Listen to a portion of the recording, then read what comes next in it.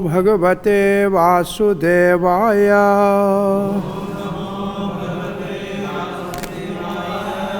ओम नमो भगवते वासुदेवाय।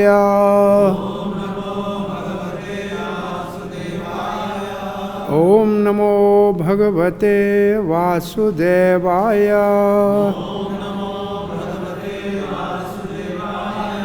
नारायणं नमस्कृत्यं नरं चैव नरोत्तमं देवीं सरस्वतीं व्यासं ततो जयमुदीरये।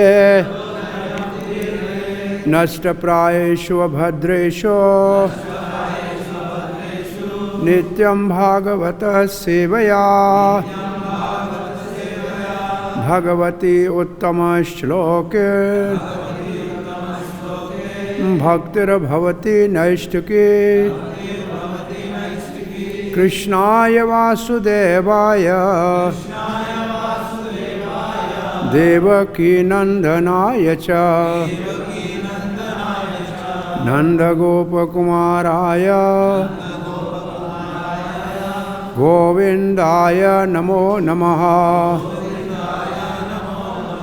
जय श्री कृष्ण चैतन्य प्रभो नित्यानंद श्री अद्वैत गदाधर शिवास आदि गौर भक्त वृंदा। हरे Krishna Krishna Krishna Hare Hare Hare Ram Ram Ram Hare Hare. Hare Krishna. You're all welcome for morning Srimad Bhagavatam class at Sri Krishna Balaram Mandir, ISKCON, Vrindavan. We are reading from the 10th canto of Srimad Bhagavatam, chapter 4. The chapter is entitled Atrocities of King Kansa. The theme of this chapter is influence of association. Good association, good result. Bad association, bad result. So that is the theme of this chapter. Kansa has a good association of Durga Devi. She is a Vaishnavi. And Kansa's mind changed. And he become humble. And he become repentant. And he released Vasudeva and Devaki from the prison. And was speaking a wonderful Atma Tattva, the philosophy of the soul.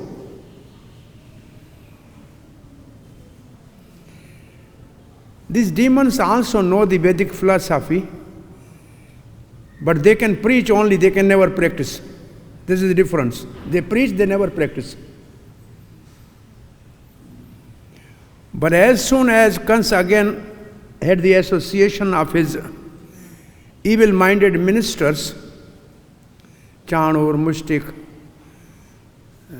and Bakasur, Agasur, his mind changed.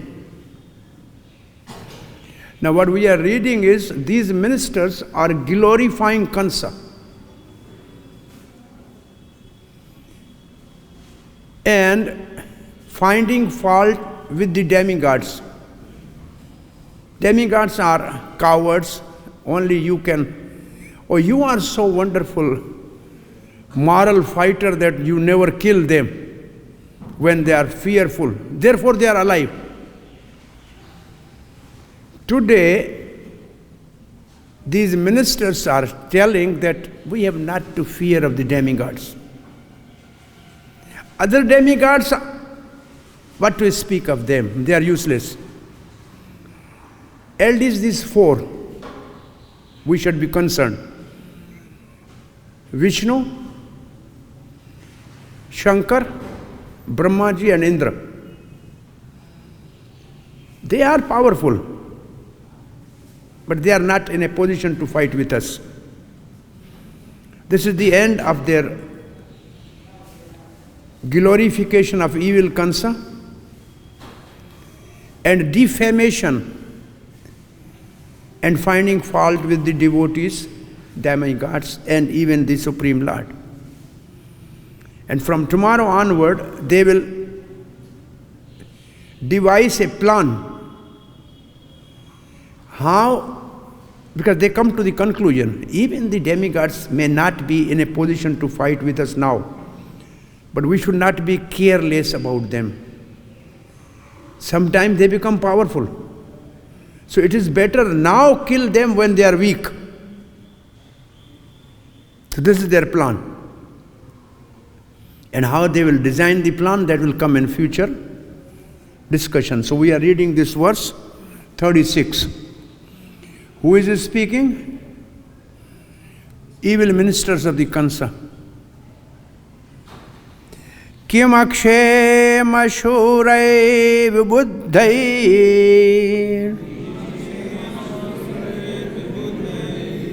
asanyuga vikathanai raho jusha kim harina Sambho nava vano kasa Kim indrena alpaviryena Brahmna va tapasyata Kim akshema shaurai vibuddhai Asanyuga vikathanai Raho jusha kim harina Sambho nava vano kasa Kim, what is there to fear? Kshema, in the place where there is a scarcity of the ability to fight. Shauraihi, by demigods. Vibuddhyai, by such powerful persons. Asanyuga vikathanaihi, by boasting and talking uselessly, away from the fighting. Raha Jusha, who is living in solitary place within the core of the heart. Kima Harina, what is the fear from Lord Vishnu? Sambhona, and what is the fear? From Lord Shiva. Va, either. One Okasa, who is living in the forest. Kim Indrena, what is the fear from Indra? Alpaviryena, he is not at all powerful, having no power to fight with you. Brahmana, and what is the fear from Brahma? Va, either. Tapasyata, who is always engaged in meditation. Translation by Srila Prabhupada ki. The demigods boast uselessly while away from the battlefield. Only where there is no fighting can they show their prowess. Therefore, from such demigods, we have nothing to fear. As for Lord Vishnu, he is in circulation in course of the hearts of the yogis. As for Lord Shiva, he has gone to the forest. And as far as Lord Brahma, he is always engaged in austerities and meditation.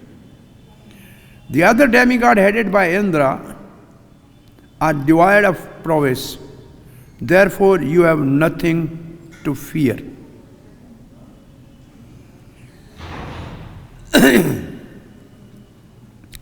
The first two lines, one is speaking of the bodily strength of the demigods, and the second line speak about their mental and verbal strength. Bodily strength, in the home they are brave. Some acharyas have written, in front of their family and wives they are very powerful. Where they have no fighting opposite person, then they are very powerful. That is vibudhya. Vibudhya means they are very intelligent. Vi means special. Buddhya means intelligent. They are specially intelligent. Only within their own jurisdiction, among their own subordinate, they are very powerful. But when there is an enemy to fight, no. And vikathya means they only speak of their brave behavior. Not physically fighting, but verbally they always speak that we are like this, we are like this. So those who are only brave at home in front of their dependents and wives, and those who only boast where there is no opponent about their own glories, what to fear from them. So they are for the general devotees or general demigods. Indra, Varuna, Chandra, for them. And after that, they are speaking of Lord Vishnu. Then they are saying, Raho means in secular place. Raho Jusha Kim Harina. Kim is a same word. What is a fear? From Hari. His Hari, he is hiding. They are speaking very true. Who can see Lord Hari? He can only be seen. Then an example given by Acharya. What is the mind of the demigods? You know, chaste wife only appears before her beloved husband. She never wants to mix with anybody else.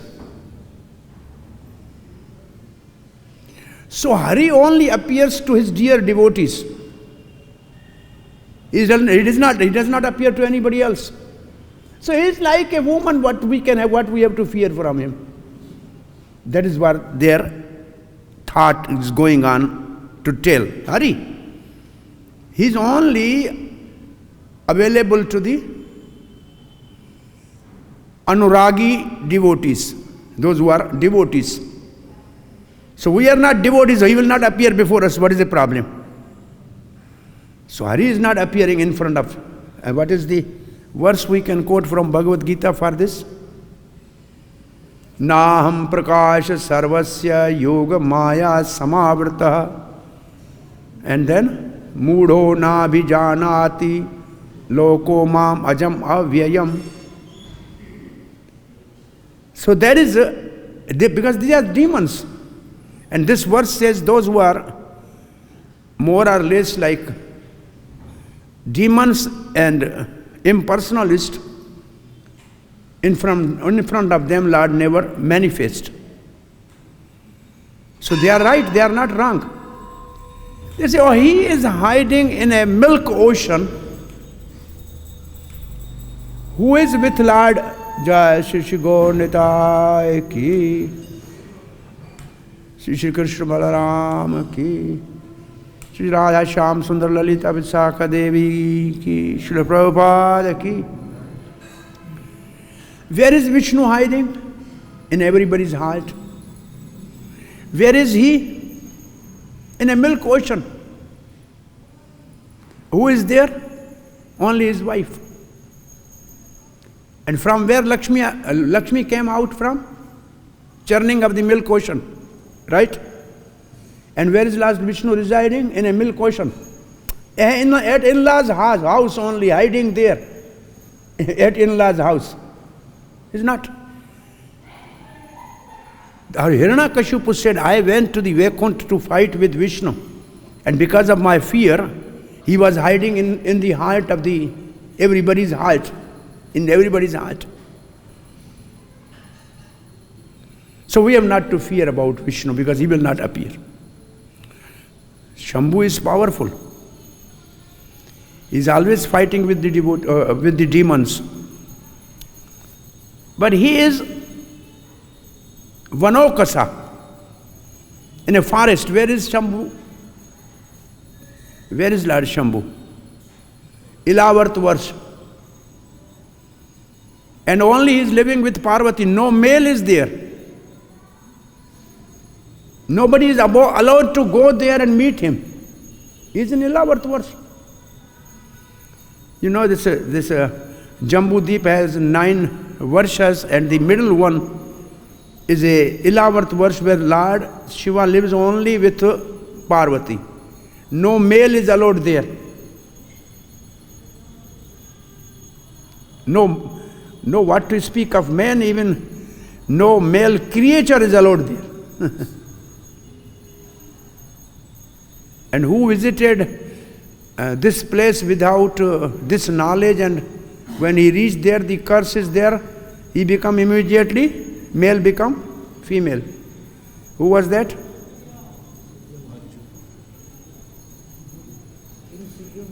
First son of Sun dynasty, son of Vivasvat Manu, Sudhamanyu. He become Illa, and there is a marriage with son of moon, Buddha, came Purvarva, and from Purvarva came the moon dynasty. This was in Ilavarth Varsha. So, what we have fear from Shankar. And Indra, yes, he fought with Vritasura. But he has to beg from Vishnu the thunderbolt. He was not fighting on his own strength.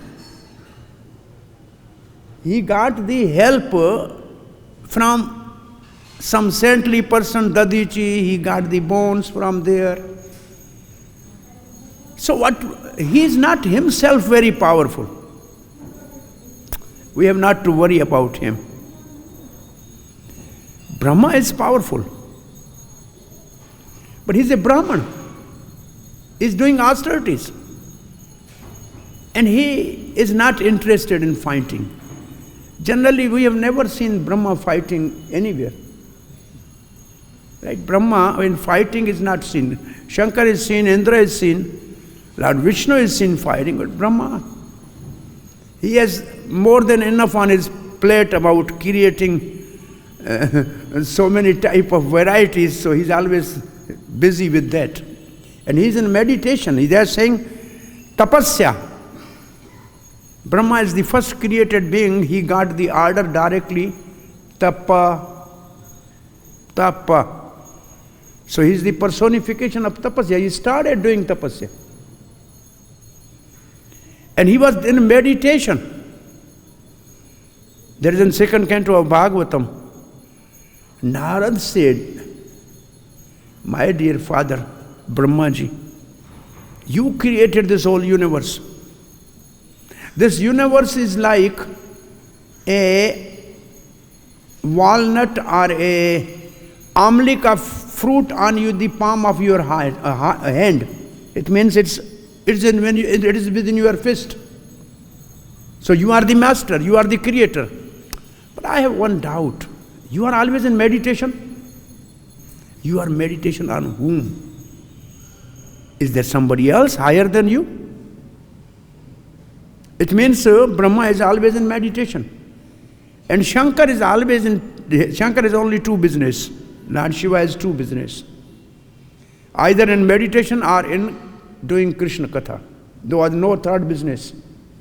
You see, always he is speaking about the Krishna Katha, Hari Katha, this topic about the absolute truth, or else he is in meditation.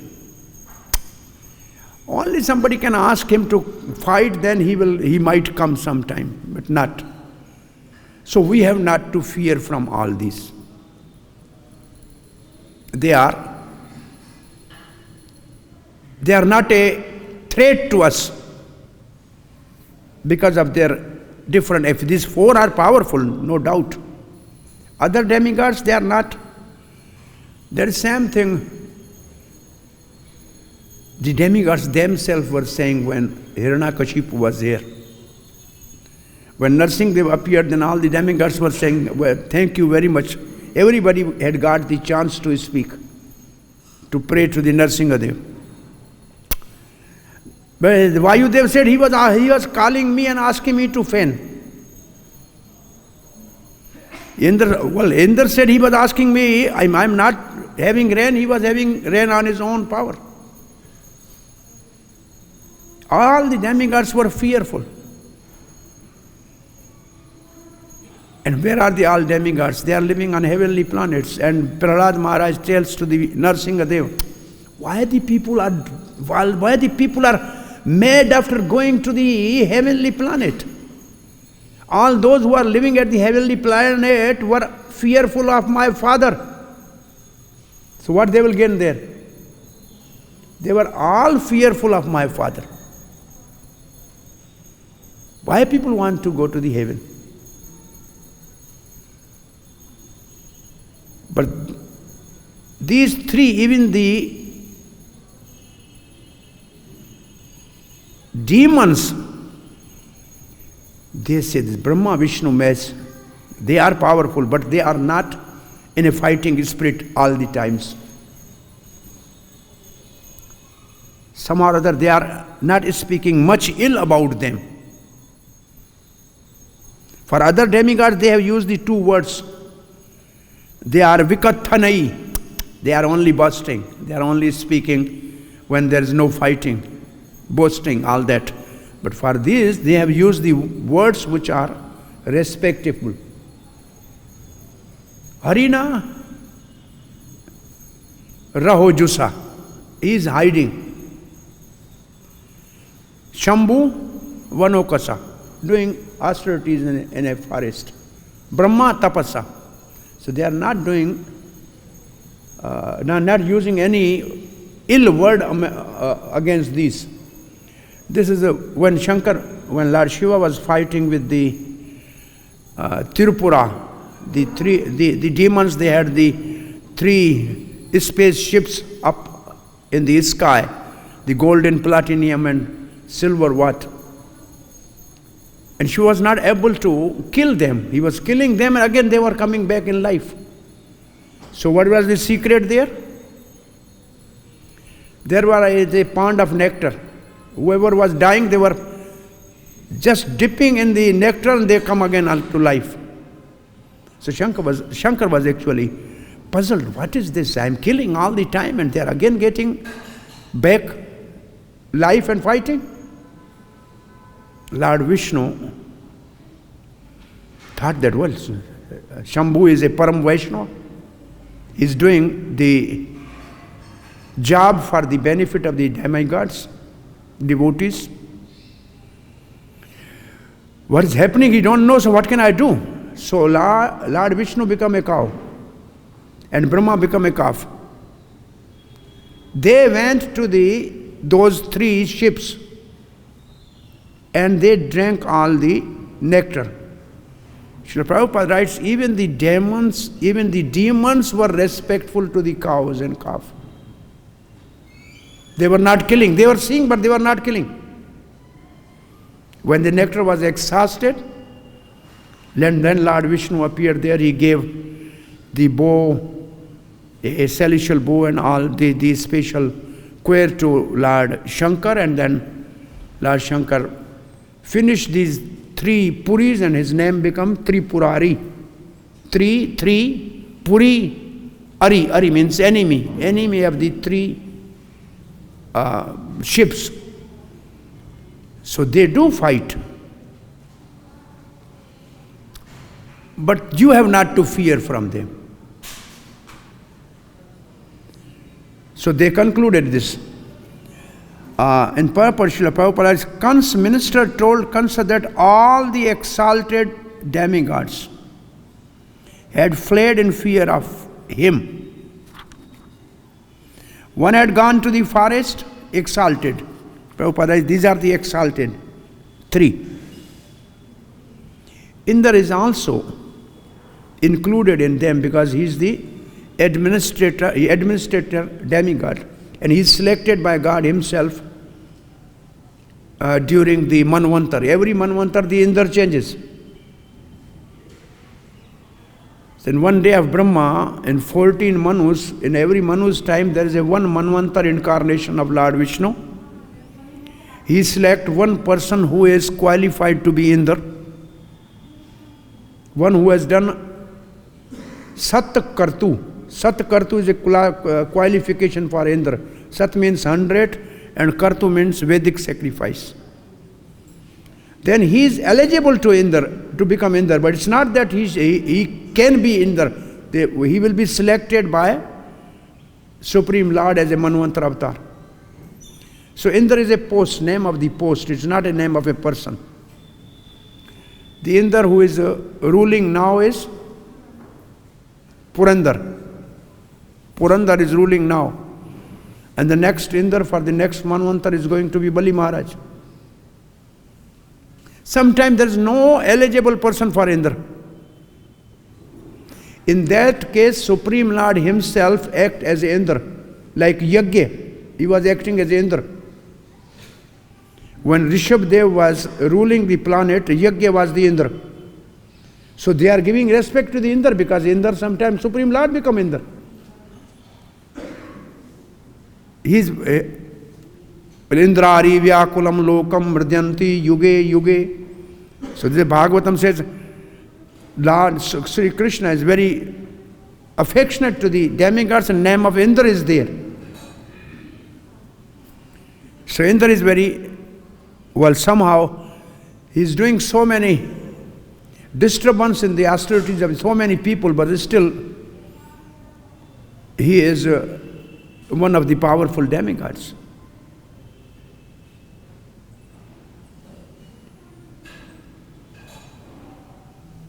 By disrespecting these demigods, somebody will finish his life. All the demigods are Vaishnava because they are working in the government of Vishnu. They are all Vaishnavas. But Srila Prabhupada writes they are Vaishnavas, but they have some desire to administer. They are not pure devotees. So they are been given the higher post to manage the material powerful department as a head of those departments. But they are Vaishnavas. So disrespecting them is a Vaishnava aparad. So they are doing Vaishnava aparad. So they will be finished very soon. Srila Prabhupada writes,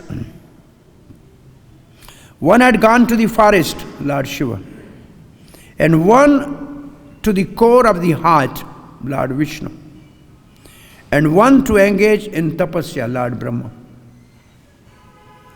Thus you can be free from all fear of demigods. They said, just prepare to fight. There is no fear, then why to fight? Then they are saying, even the enemy is weak, one should not neglect that. And then Srila Prabhupada usually gives the couple examples We should never neglect those. And what are those? When fire is there, extinguish it immediately, otherwise it will go beyond control. 2, disease. Nip in the bud, otherwise it will be non-curable. And what is the third? Dates. You have taken on a loan. If you don't pay quickly, then it will increase day by day. And 4th is enemy. Even if it is weak, should not be careless. So they are speaking this philosophy. Therefore, we should fight when they are weak.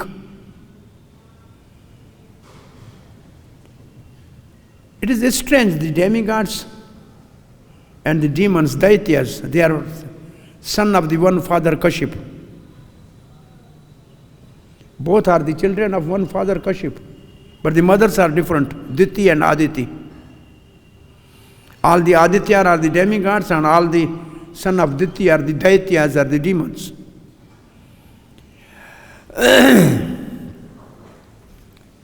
So here ends the purport by Srila Prabhupada.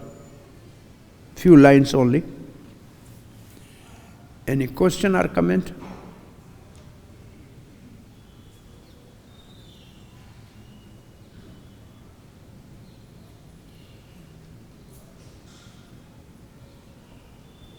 So association is influencing the person.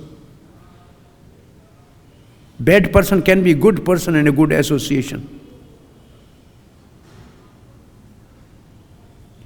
So Kansa became good for some time only. And at that time the verses said he was actually repenting. He was fearful and astonished. And there the reason given is the demons are fearful of the demigods, and particularly the Durga. They worship Durga. They are fearful. And he was astonished. And he was repentant. But then again the bad association, his mind changed and he started doing cruelties. So what we should learn from this all discussion, why we are discussing here in Vrindavan the ministers of Kansa's advice, just to safeguard ourselves from the demonic association that will ruin the good devotion. Therefore, oftentimes in all the writing of the Acharyas, Sangatyaga, give up the bad association. And what is bad association according to Chaitanya Mahaprabhu?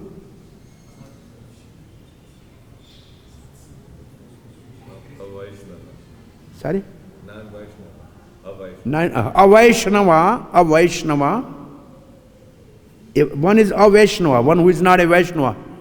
Stri Sangi are those who are too much materially in a sense gratification. Because devotion or eagerness to hear Krishna Katha, qualification for that is not too attached, not too detached. If he is too attached to the material things, his qualification is to go for the karma yoga, not bhakti. If he is too detached, then his heart is very hard. He cannot have emotion for the devotion. So he is candidate for Jnana Yoga. But those who are neither too attached, not too detached, they are the best candidate to practice bhakti if they come in contact with the devotee of the Lord by that association. A Vaishnava association is so much condemned by the Acharya that one should prefer to live in a cage with a lion rather than associate with a non-Vaishnava. Embrace the fire, but don't associate with them. So where should we go now? All around are the non-devotees. Therefore, these temples are created by the acharyas, that we can have Sajatiya, Snigdha, Bhakta, Sangha. These temples are only created to give us the best possible protection for our devotion, to live in association of the devotees, and to safeguard from the influence of the non-devotees or non-Vaishnavas. This devotee association acts as a fencing for a tender creeper. So we should really take serious significance of this living in the temple and living with the devotee association, and always not try to, but very consciously avoid Vaishnava aparadha. In devotion, two things are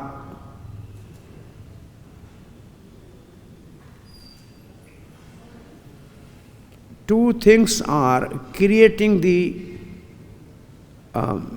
gap between the awakening of love of God and a devotee's practice. Two things. One is material desire and other is offense. Aparad and Ichha. The material desires and the offenses are the two obstacles in a sadhana to awaken the Krishna Prem. It is there. But these two are big hindrance. Therefore, the devotee association is provided in the temple, but we have to avoid offenses, knowingly or unknowingly.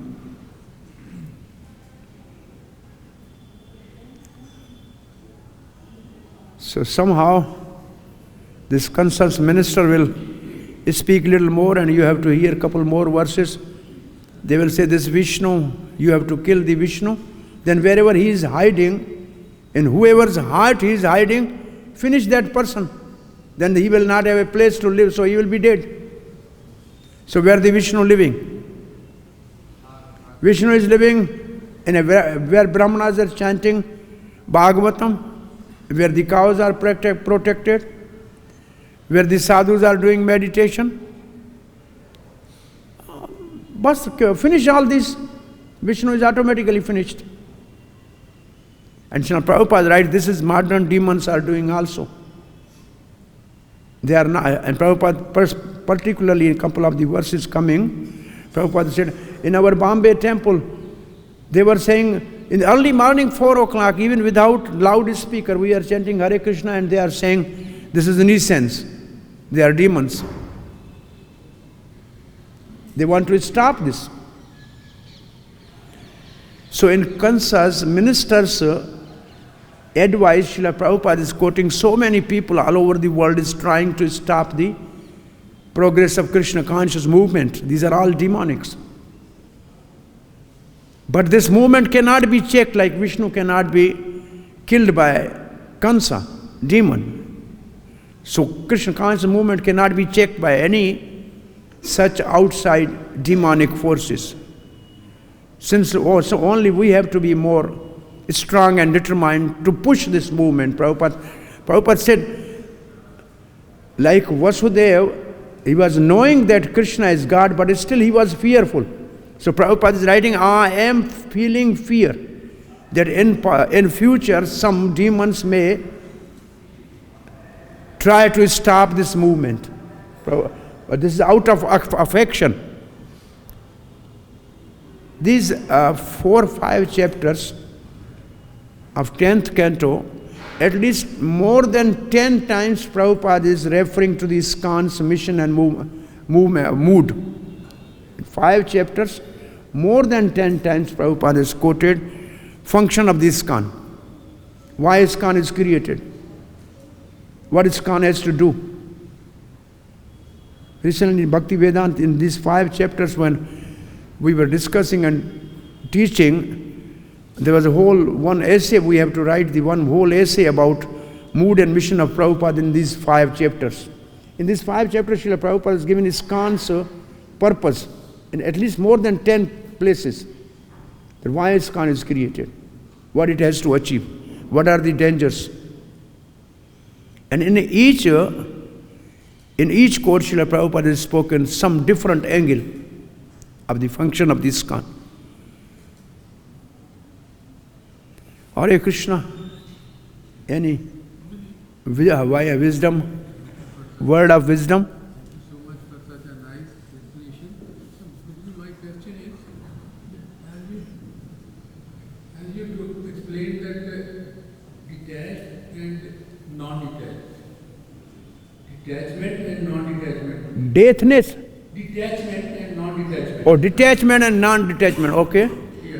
And you said that the persons who are detached, those are detached with the material world, and non-detached, they are just in the isolation, they are always in the high state. Then what should be the person with whom we should be associated in between these two? In between? Yeah. Why? Detached have a very hard heart, and devotion need emotion. Devotion need emotion, and completely detached have a very hard heart. It doesn't mean that devotees don't have a detachment. Detachment come in the devotees, that's called Yukta Vairagya. That detachment of the devotee is called Yukta Vairagya. Yukta Vairagya means anything which can be used for Krishna, we will use it. It's not that we are detached. We are ready to make a nice outfit for Gaur Nitai, maybe 100,000 rupees, no problem. But for us, we are ready to be simply living. So nothing for personal sense gratification, but everything for the service of the Supreme Lord is Yukta Vairagya. And Bhaktisiddhanta Saraswati Goswami Maharaj Srila Prabhupada said, Hari Sambandhi Vishnu Vastu, that thing which can be used for the service of the Lord, and if you think it is detachment, this is Phalgu Vairagya, this is useless. So there is a detachment in Vairagya, but in Bhakti, but that is called Yukta Vairagya. But detachment make heart, all these, there was one Vaishnava, some place there were some Vaishnavas living, and some detached sort of renounced people were living also as a sadhu. Both were going to the village for getting something. When all of a sudden there was some calamity in the village, there was a fire. These sadhus who were detached, they took their karmandal and they left, let them burn. But the Vaishnava sadhu, they went there and they helped them, and they care for them, they try to extinguish the fire. So the whole village said, these sadhus are good actually, they feel for us. They are getting from us something, but they feel for us. And the others, they are detached. No? You might die or live, we have nothing to do. So this is a difference between the two. The detached will never care for anybody. They live in, say, even sadhus, they are bhajananandi like. They are not interested in a preaching. Preaching is with compassion, with a heart which is very soft. Which is more softer than the butter. Even a distant distress of a person cannot be seen by Vaishnava. Paradukha dukhi is very unhappy to see other people suffering. So from all this whole chapter we have to avoid association, bad association, and in good association avoid aparadh. This is the bottom line of this chapter. Srila Prabhupada की जय, ग्रंथराज श्रीमद् भागवत महापुराण की जय, निताई गौर प्रेमानंदे।